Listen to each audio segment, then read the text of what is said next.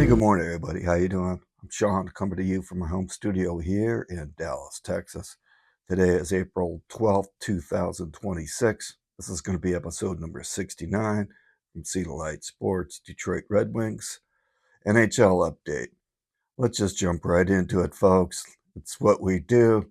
Yesterday afternoon, late afternoon game, you had our last home game of the season for our Red Wings at Little Caesars in Detroit. But nonetheless, you had the New Jersey Devils heading into town, squaring off against the Red Wings, fighting for their playoff lives. Let's just jump right into it, folks. We started off okay. Into the first period we go. We had Justin Falk get us on the board early with a 1-0 lead at the 9:41 mark. Shift after goal failure here. You had Jack Hughes tied up at 1-1, where it stayed at 1-1 after one. Heading into the second period we go. You had David Perron at the 11:59 mark, giving the Detroit a 2-1 lead again. That held on for a few minutes where you had Jasper Bratt tied up at 2, where it stayed at the end of 2. Heading into the third period we go. At the 7-minute mark, you had Finney giving Detroit a 3-2 lead in front of the home crowd here, giving us some life, giving us some hope. It didn't last too long because 3 minutes later, you had Cody Glass tied up at the 11:18 mark, and we let these guys hang around too long. So at the 16:26 mark, you had Bratt getting a second, which ended up being the game winner at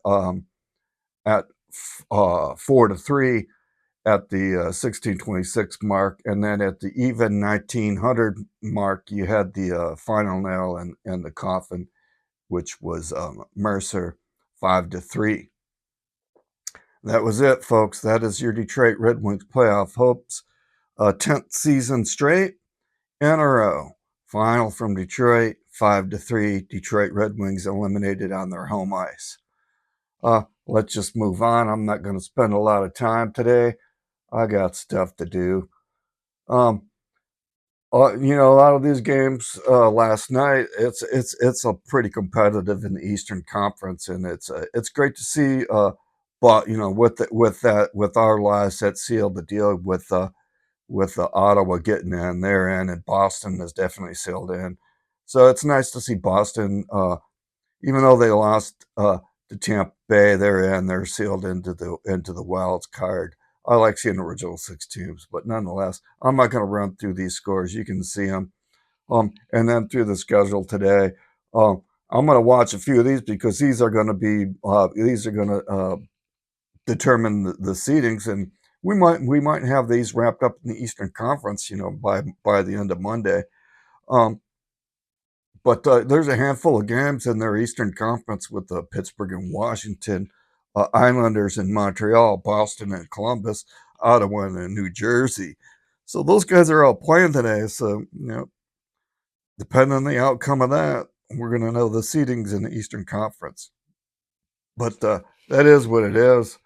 So let's just go and look at the standings. At the standings, there you can see the Detroit Red Wings with the E next to us. That's painful. 91 points.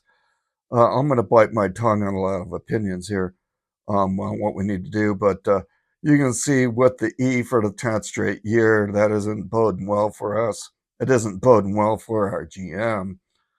But nonetheless, we still have 2 games to play, folks, heading into next week, where we play Tampa Bay on Monday, and I think it's Wednesday we play Florida.